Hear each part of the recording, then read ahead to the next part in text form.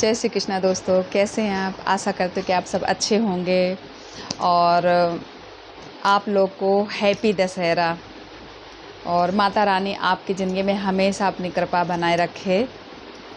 और पता आज ना मेरे बच्चे ना त्यौहार पे, दशहरे पे, नवरात्रि पे मेरे बच्चे आए थे घर पे। बच्चे आए थे, मेरे देवर और देवरानी और एक उनका छोटा सा बेटा है वो भी आया था। तो पता घर पे इतनी ज़्यादा रौनक थी, बहुत ज़्यादा रौनक थी। और आप लोग को पता ही है कि जब बच्चे घर से बाहर जाते हैं तो कितना बुरा लगता है, और जब त्योहारों पे घर आते हैं ना तो कितनी चहक हो जाती है। मतलब पूरा माहौल खुशियों से भर जाता है, बहुत अच्छा लगता है। और लेकिन जब बच्चे जिस दिन जाते हैं ना तो उस दिन ना बहुत ज़्यादा बुरा लगता है। वो तो जिनके वो माएँ सबको पता होगा जिनके बच्चे बाहर पढ़ते हैं या बाहर जॉब करते हैं, उनको पता होगा कि बच्चे जब बाहर जाते तो कितना बुरा लगता है। और घर पे पता बच्चे रहते तो रौनक ही रहती है। एक मेरी देवरानी का जो बेटा है ना तो वो इतना ज़्यादा शैतान है, इतना ज़्यादा शैतान है। 5 दिन मतलब 21 को आ गए थे और आज सुबह चले गए। मतलब समझ लो कि 4 ही दिन हुए, 4 दिन घर पे रहे। तो इतनी ज़्यादा चहल पहल थी, इतनी ज़्यादा खुश थे हम लोग, बहुत ज़्यादा अच्छा लग रहा था। और आज वो लोग चले गए ना तो इतना ज़्यादा बुरा लग रहा है कि बिल्कुल घर खाली खाली सा हो गया है। और वैसे भी मेरा मतलब मैं जहाँ मतलब घर तो मेरा बहुत बड़ा है, फैमिली भी मेरी बहुत बड़ी है, लेकिन सब लोग ना सबका अलग अलग है, अपना खाना पीना, सबके रूम अलग अलग है, तो सब लोग का अपना अपना अलग अलग है। मेरी सासू माँ हैं तो वो नीचे रहती हैं, मतलब नीचे क्या, कमरा तो उनका ऊपर है एक, लेकिन ना उनको लकवा लगा है तो सीढ़ियाँ जीना चढ़ नहीं पाती हैं, वो नीचे ही रहती हैं। तो उनका खाना पीना मैं नीचे ही बना के दे आती हूँ। और मेरी सासू माँ बहुत सीधी हैं, मतलब वैसे तो हैं तेज़, लेकिन मेरे लिए तो बहुत सीधी हैं। मुझे बहुत ज़्यादा प्यार करती हैं, हम दोनों बहुओं को बहुत ज़्यादा प्यार करती हैं। और पता वो अगर पता उनको लकवा लगा है, उनको कम से कम 35-36 साल तो हो ही गए होंगे लकवा लगे। मेरी शादी जब मैं आई थी ना तब उनको लकवा लगा था। फिर भी पता मैं जब मेरी शादी होके आई थी ना तो फिर भी वो एक हाथ से घर का काम कर लेती थी, पता बर्तन भी मांज लेती थी, वो झाड़ू पोछा भी कर लेती थी। मतलब अपनी देवरानियों का सब मतलब साथ देती थी, वो थोड़ा उनका हाथ बटाती थी, काम करती थी। जब मेरी शादी होके आई थी ना तब भी वो मेरे साथ हाथ बटा लेती थी, करवा लेती थी काम। जैसे गेहूँ धोते थे तो गेहूँ धुलवा लेती थी, गेहूँ बीनना है तो गेहूँ बीन लेती थी, मतलब कर लेती थी। और फिर जब मेरी दादी माँ थी ना तो हम लोग को हम लोग का सब लोग का पहले ना खाना साथ में ही बनता था। उसके बाद फिर क्या रहता, वो कहते हैं ना 4 बर्तन घर पे होते हैं तो वो खटकते ही हैं। और फिर मैं बहू थी, वो लोग सास थी, चाची सास थी। तो मेरी जो दादी दादी सास थी ना तो वो थोड़ा सा भेदभाव करती थी ना कि मैं नत बहू हूँ, वो उनकी बहुएँ हैं, तो मुझे बहू के रूप में देखा जाता था। मेरी शादी हो गई थी 2002 में, तब मैं 11th में पढ़ती थी। मैं 17 साल की थी तब मेरी शादी होके मतलब शादी हुई थी। तो पता मैं जब शादी होके आई थी ना तो मेरे ऊपर ऐसी जिम्मेदारी डाल दी थी कि जैसे कि ना मैं 20-25 साल की एक समझदार लड़की हूँ, ऐसे मेरे ऊपर जिम्मेदारी डाल दी थी। और मेरी मतलब पता मेरे मायके में मेरी मम्मी पापा और मैं 3 भाइयों की इकलौती बहन थी। तो पता मैंने ना अपने मायके में बहुत काम नहीं किया, बस मतलब ये है कि मम्मी ने मुझे सिखाया, काम सब है, लेकिन ये नहीं कि तुम 20-25 लोगों का खाना बना लो हैं और ढेर सारे बर्तन धो लो, वो नहीं किया। मतलब ये है कि खाना पीना सब मेरी माँ ने सिखाया था मुझे, लेकिन इतना ज़्यादा नहीं सिखाया था कि मैं इतने लोगों का। लेकिन जब मेरी शादी होके आई ना तो इतना सारा आटा मारना, मतलब गूँथ के फिर उसकी रोटी बनाना, सब लोग को खाना देना। एक 17 साल की लड़की को ये सब चीज़ें थोड़ी ना आएंगी। अब 17 साल के बाद आजकल 22-25 साल की लड़कियां भी खुद की उन्हें छोटी लगती है। लेकिन जब मेरी शादी हुई थी 18 साल की मैं थी तो मैं उन लोग को ना बाकी लोगों को बुजुर्ग लगती थी, तो मेरी ऊपर सारी जिम्मेदारी डाल दी थी, पूरे घर का काम करना, खाना बनाना। और अलग ही अलग टाइप से ही मेरे साथ व्यवहार होता था, क्योंकि मैं बहू थी और मेरी जो दादी सास थी ना तो तेज़ थी थोड़ी सी, वो मेरे ऊपर हावी ही रहती थी हमेशा। अब मेरा नेचर थोड़ा सा ऐसा था ना, शुरू से मेरा नेचर ऐसा था कि अगर कोई चीज़ गलत है तो वो गलत है, सही है तो सही है। तो मैं अगर कोई कह दो कि नहीं वो चीज़ उनने ऐसा बोल दिया, उनने ऐसा कर दिया, तो मुझे ही गलत ठहराया जाता था।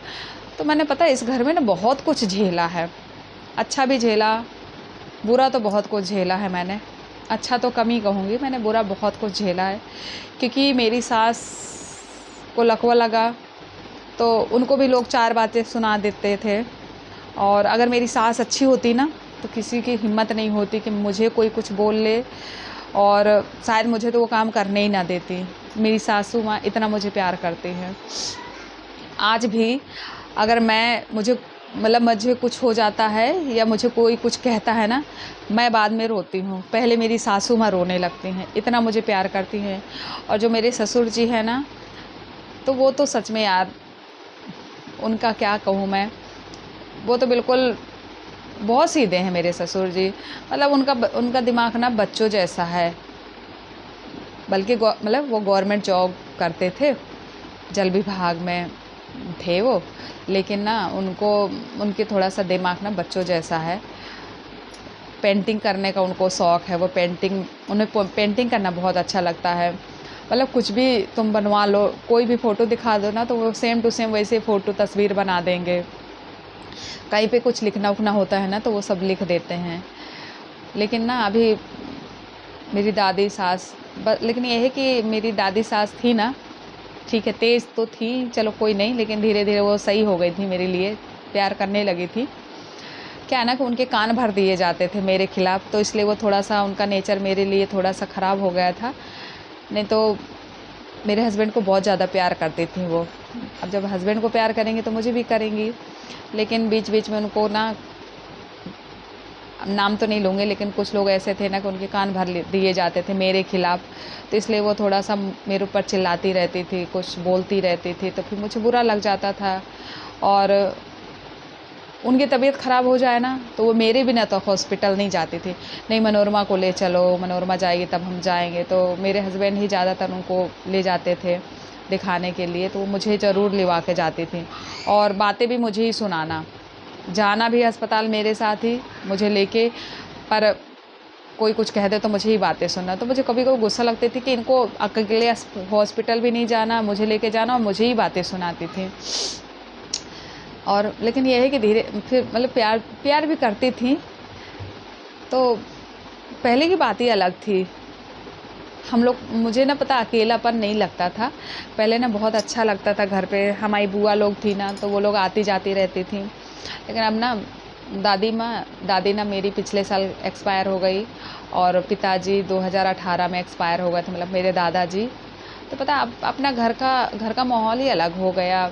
अब नहीं अच्छा लगता।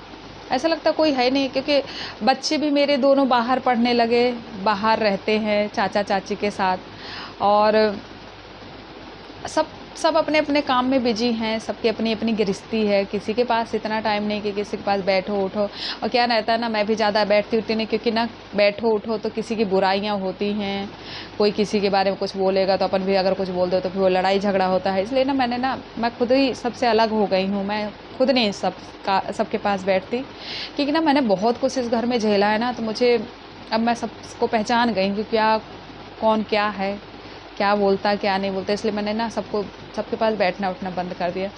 क्या है ना कि इंसान को जब तक ठोकर नहीं लगती ना तब तक इंसान संभलता नहीं है, और हमें ना बहुत ठोकरें लगी हैं ना, तो इसलिए ना थोड़ा-थोड़ा धीरे-धीरे संभल रहे हैं। कुछ परिस्थिति कभी ऐसी आ जाती है ना कि पता कोई सपोर्ट करने वाला भी नहीं होता। फैमिली चाहे कितनी भी बड़ी हो, कोई सपोर्ट नहीं करता किसी का। अगर आपके पास पैसे हैं ना तो आपके दोस्त भी होंगे, आपका परिवार भी होगा, लेकिन अगर आपके पास पैसे नहीं है ना और आप परेशान हो ना, तो ये बुरा समय जब आता है ना, तो बुरा समय में ये देखना चाहिए कि कौन आपके साथ खड़ा होता है और कौन आपको छोड़ के जाता है। तो पता है, खड़ा होने वाला 100 लोगों में 1-2 होंगे, बाकी आपका साथ सब छोड़ के चले जाएंगे। ऐसा तो एक इंसान को ना, एक इंसान के साथ ना एक बार बुरा वक्त भी आना चाहिए, अपने और पराये का फ़र्क पहचानने के लिए। तो अभी क्या है ना कि अभी थोड़ा सा हमारा बुरा समय चल रहा है, हमेशा थोड़ी ना चले। वो कहते नहीं, अच्छा और बुरा होता रहता है इंसान के साथ। लेकिन थोड़ा सा ना मुझे ये बुरा लगता है ना कि अपना दिल की बात किससे बोलो। हस्बैंड हैं तो वो इतना ज़्यादा बिजी भी रहते हैं, और वो थोड़ा सा ना आजकल बहुत ज़्यादा टेंशन में भी रहते हैं।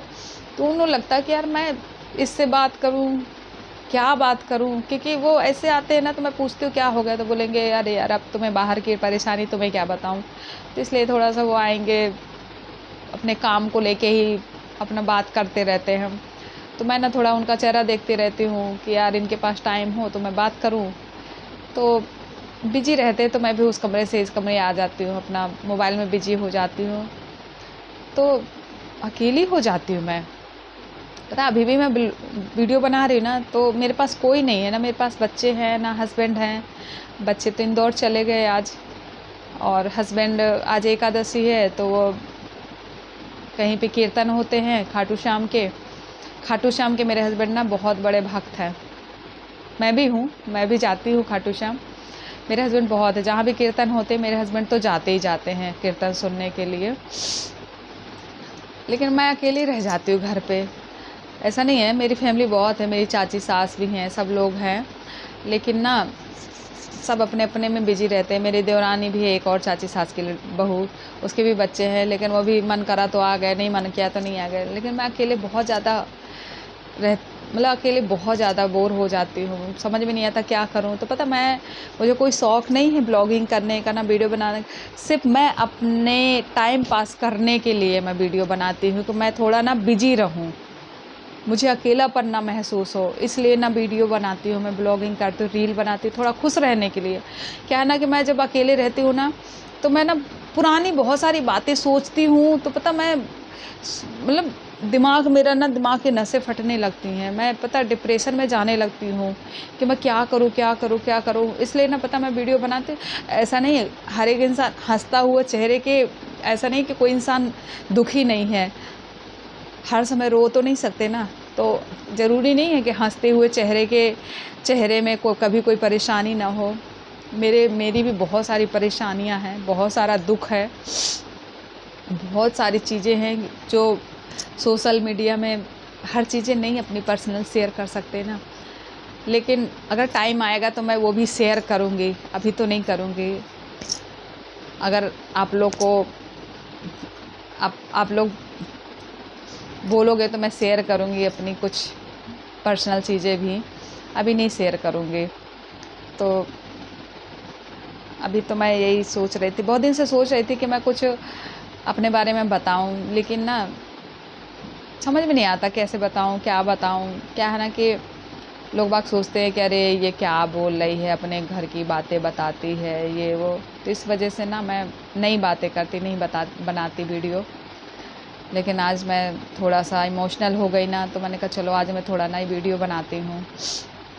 पता है मेरे साथ ना बहुत बड़ी बड़ी दुर्घटनाएं भी हुई हैं। भगवान का भी आशीर्वाद है, ऐसा नहीं है। जब हम कभी बहुत ज़्यादा परेशान होते हैं ना, जब हमारे सामने कुछ रास्ता नहीं दिखता ना, तो बस मैं तो भगवान का नाम लेती हूँ, उनसे प्रार्थना करती हूँ, तो कहीं ना कहीं से रास्ता निकाल देते हैं, हमारी परेशानी दूर कर देते हैं। और पता ये चीज़ मैंने ना आजमाई है कि भगवान हमारा बहुत साथ देता है। क्योंकि पता मैं और मेरे पति हैं ना, तो हम लोग ना मौत के मुंह से निकल के आए हैं। तब से मैं पता अपने भगवान पे बहुत विश्वास करती हूँ कि भगवान देखो, वो कहते हैं ना राजा को रंक और रंग को राजा तो बनाते ही है ना भगवान। दुख सुख तो दोनों का जोड़ा है, कभी दुख आता कभी सुख आता है। हमेशा हर एक इंसान की ज़िंदगी एक जैसे नहीं चलती है, तो ये भी ज़रूरी है। तो पता है हमारे ज़िंदगी में एक बार हमारे साथ ऐसी दुर्घटना हो चुकी है। आज मैं जो आपके सामने बैठी हूँ ना, अगर 6 साल पहले जो दुर्घटनाएं मेरे साथ मेरे हस्बैंड के साथ मेरे साथ हुई थी, वो दुर्घटना में अगर हम बच के आ गए तो आज मैं आप लोग के सामने हूँ। अगर वो दुर्घटना में हमें कुछ हो जाता ना तो आज मैं आप लोग के सामने नहीं होती। पता क्या हुआ कि हमारी जो कुल माता हैं गजानंद, जो गढ़कुंडाल में हैं, जो बुंदेलखंड से होंगे तो उन्हें पता होगा, गढ़कुंडाल खांगर क्षत्रियों का जो किला है, उनकी जो कुल माता है गिद्धवासिनी, ठीक है। तो वो हमारी कुल माता है। तो हमारे यहाँ क्या होता है ना कि जब कोई की शादी होती है ना तो वहाँ पे कार्ड रखने जाते हैं। तो मैं और मेरे हस्बैंड हम लोग गए वहाँ पे कार्ड रखने के लिए। तो हम लोग कार्ड वार्ड रखा और उसके बाद हम मतलब मेरे बच्चों को भी जाना था गाड़ी से, हमारी खुद की गाड़ी थी, लेकिन फिर हम लोग को झांसी जाना था शॉपिंग करने के लिए। तो बच्चे बोले नहीं मम्मी आप लोग लौट के आ जाओ, हम वहाँ पे नहीं हमें जाना, हम लोग बाद में चलेंगे झांसी तो शॉपिंग करेंगे शादी के। तो मैंने कहा ठीक है। तो मैं और मेरे हस्बैंड और मेरे देवर की शादी 29 नवंबर की शादी थी। तो हम लोग 5 नवंबर को गए वहाँ पे कार्ड रखने के लिए। फिर पता हम लोग वहाँ से लौट के आ रहे थे तो पता हमारी एक गाड़ी सामने से एक वैन आ रही थी और हमारी गाड़ी यहाँ से जा रही थी। तो मतलब हम लोग लेफ़्ट साइड थे, वो गाड़ी राइट साइड से आ रही थी, पर वो राइट साइड से ना के वो उस साइड से मतलब वो भी लेफ़्ट साइड से ही आ रही थी। मतलब हमारी गाड़ी जिधर से आ रही थी वो भी रॉन्ग साइड से ही आ रही थी। तो पता मेरे हस्बैंड वो गाड़ी को बचाने, क्योंकि वो पूरी फुल थी सवारी से, वैन थी सवारी वाली वैन थी। तो उस गाड़ी को बचाने के चक्कर में कि इससे भिड़ ना जाए वो, तो उस समय रोड बन रही थी क्या, तो एक ही साइड की रोड थी। तो इधर मतलब थोड़ा नीचा था, मतलब कम से कम इतना नीचा था, मतलब काफ़ी गहराई नीचाई थी और इधर से रोड बन गई थी। तो मेरे हस्बैंड ने वो गाड़ी को बचाने के चक्कर में ऐसी गाड़ी चलाई और एकदम से ब्रेक लगाया कि हमारी गाड़ी, उधर मिट्टी उट्टी बहुत सारी डली थी और रोड के किनारे थोड़ी गहराई होती है ना पहले, अब अभी भी रहते, अब तो खैर रोड बहुत चौड़ी हो गई, पहले रहती थी गहराई, रोड छोटे थे। तो हमारी ना गाड़ी उछल के 1-2 बार कुलट खा के पलट के और चारों पहिया उसके ऊपर हो गए और हम लोग नीचे हो गए, गाड़ी के अंदर ही नीचे हो गए। और मैं और मेरे हस्बैंड गाड़ी के अंदर थे और मेरे हस्बैंड के साइड का जो था कांच तो वो मिट्टी में धंस गया, मेरे साइड का थोड़ा सा उठा था। तो मतलब मैं कह रही हूँ कि मतलब एकदम से हमें समझ में नहीं आया कि हमारे साथ हुआ क्या है। एकदम से नहीं, जैसे झक्की सी खुल गई हो, नींद से एकदम से जग गए हो। तो हम लोगों ने कहा अरे ये क्या हुआ, और होश आया तो पता मतलब एकदम से जैसे झक्की खुली तो हम लोग कहाँ बैठे थे, जो आगे वाला कांच होता है ना तो उसमें बैठे थे और वो कांच पूरा चटका। जैसे ही हम लोग उठ मतलब गाड़ी से बाहर निकल के आए, मतलब मेरे हस्बैंड बोले कि कांच खोलो कांच। तो मैंने कहा कहाँ से खोलूँ कांच, गेट कहाँ, मतलब बोले गेट खोलो कांच खोलो। मैंने कहा कहाँ से खोलूँ, क्योंकि गाड़ी पलट गई ना, तो जो बटन नीचे था तो वो ऊपर हो गया, ठीक है, नहीं मतलब जो हाँ नीचे था जो वो ऊपर हो गया। तो मैंने कहा कहाँ से खोलूँ, मुझे समझ में नहीं आ रहा था। बोले कि अरे ये बटन को देखो, वो ये है बटन, इसको करो। तो मैंने बटन ऊपर से किया तो फिर वो कांच खिला। तो फिर पता मैं और मेरे हस्बैंड बाहर निकल के आए कांच से बाहर, जैसे मतलब हम दोनों लोग। लेकिन पता माता रानी की कृपा से, गजानंद माता की मतलब आशीर्वाद से, गजानंद माता है हमारी कुल माता, उनके आशीर्वाद से पता उनने हमारी इतनी लाज रखी कि मेरे हस्बैंड को मुझे एक चोट एक खरोच भी नहीं आई। आज भी मैं वो टाइम याद करती ना तो मेरे रोंगटे खड़े हो जाते हैं कि यार सच में यार शक्ति तो है। तो फिर जब हम लोग गाड़ी से बाहर निकल के आ गए तो वहाँ से लोग बाग निकल रहे थे तो बोल रहे थे कि बताओ इतना मतलब पूरी कांच, पीछे क्या है ना कि रोड जब बनती है ना तो पेड़ पौधे काट दिए जाते हैं और जड़ अंदर थी और जड़ मतलब पेड़ का आधा टुकड़ा इतना था, तो वो पता पीछे वाला कांच तोड़ के अंदर चला गया था। और पता मेरे बच्चे अगर होते ना तो ज़रूर कुछ ना कुछ बड़ा हादसा होता। फिर हम लोग गाड़ी से बाहर निकल के आए तो जो लोग बोल रहे थे कि लोग निकल रहे थे ना, बोल रहे थे जो इस गाड़ी में रहा होगा तो वो तो ज़रूर मतलब बचा ही ना होगा। तो हम लोगों ने कहा, बोले कौन कौन था, मैंने कहा मैं थे और मेरे पति थे। बोले कुछ हुआ तो नहीं, तो मैंने कहा नहीं हम दोनों सुरक्षित हैं। बोले कहाँ गए थे, तो हम लोगों ने बोला बोले आप लोग को ना गजानंद माता ने ही बचा लिया। तो ऐसा था। तो पता फिर उसके बाद मैंने अपने बच्चों को फ़ोन लगा, मैंने कहा बेटा आज ना तुम्हारे मम्मी पापा मरने से बचे हैं, आज मम्मी पापा का एक्सीडेंट हो गया। मतलब मुझे रोना आ गया। तो मेरी बेटी बोली मम्मी कुछ हुआ तो नहीं है। मैंने कहा नहीं बेटा। बोली आप फ़ोटो भेजो। फिर मैंने गाड़ी की फ़ोटो भेजी, फिर अपनी फ़ोटो भेजी। बोले कि बेटा हम लोग ठीक हैं। फिर उसके बाद देवर को फ़ोन लगाया बच्चों ने, बोले कि पापा चाचा चाची मतलब चाचा मम्मी पापा का एक्सीडेंट हो गया। तो देवर का फ़ोन आने लगा, भाभी भैया आप लोगों को लगी तो नहीं है? हम लोगों ने कहा नहीं बेटा हम ठीक हैं। बोले वो इंदौर में रहते थे, जॉब करते थे, तो बोले कि हम आ रहे। मैंने कहा नहीं नहीं आओ, हम लोग ठीक हैं। फिर भी वीडियो कॉलिंग कर के दिखाया कि देखो हम लोग सही सलामत हैं, अच्छे हैं। तो पता है हम लोग ना, मेरे हस्बैंड और मैं ना बहुत मतलब भगवान जी को बहुत मानते हैं, कान्हा जी को बहुत मानते हैं। उस समय हम लोग ना खाटू श्याम को नहीं जानते थे, कभी नाम भी नहीं सुना था, ना कभी दर्शन करने गए। और लेकिन माता रानी को मानते थे, क्योंकि हमारे यहाँ ना जवारे हमेशा, जब से मेरी शादी हुई ना तब से मेरी दादी माँ जवारे रखती थी। और मेरे हस्बैंड की क्या आदत है, वो हमेशा दूसरों की मदद ज़रूर करते हैं। कहीं भी जाएंगे, गरीब दिखेंगे तो हमेशा दान करते रहेंगे, मंदिरों में दान करेंगे, पूजा पाठ करेंगे। हमारे यहाँ मंजू बाबा हैं, हनुमान जी का मंदिर, वहाँ पर डेली जाना, पूजा पाठ करना। तो पता है अब ये सब चीज़ें ना करते रहना चाहिए, क्योंकि ना कभी ना कभी उसका असर अपनी ज़िंदगी में पड़ता ही है। तो इंसान के साथ ना अच्छा बुरा भगवान ही करता है, और उससे बचाता भी भगवान है।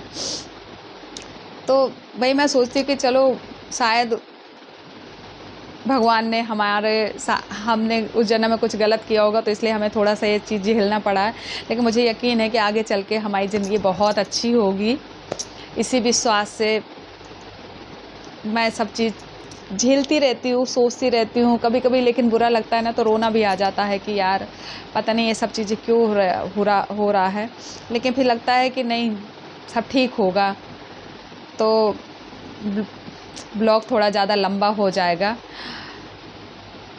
फिर कभी किसी वीडियो में और आगे की बातें मैं बताऊंगी। और पता मेरे पास ना कान्हा जी की भी स्टोरी बताऊंगी कि मेरे कान्हा जी मेरी ज़िंदगी में कैसे आए हैं। आप लोग कमेंट करना अगर आप लोग को सुनना हो मेरी ज़िंदगी में मेरे कान्हा जी ने मेरे साथ क्या क्या चमत्कार करें, तो आप लोग कमेंट करना, मैं आपको वो भी वीडियो बना के मतलब डालूँगी। और मेरा ये वीडियो बना के डालने का कोई गलत वो नहीं है।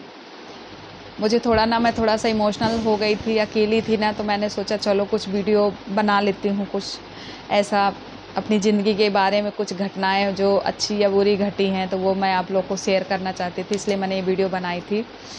और अगर आप लोग को ये वीडियो मेरी अच्छी लगे, ब्लॉग अच्छा लगे, तो आप लोग ना लाइक कमेंट शेयर सब्सक्राइब ज़रूर करना। और फिर मिलते हैं नेक्स्ट ब्लॉग में, तब तक के लिए आप अच्छे से रहना, अपना ध्यान रखना, अपने परिवार का ध्यान रखना, अपने मम्मी पापा का ध्यान रखना, और हमेशा भगवान पे भरोसा रखना। माता रानी हमेशा सबका अच्छा ही करते हैं। और मेरी माता रानी का, कान्हा जी का आशीर्वाद आप लोग के ऊपर हमेशा बना रहे, क्योंकि आप लोग भी मेरा परिवार हो। और फिर मिलते हैं अगले ब्लॉग में, तब तक के लिए राधे राधे।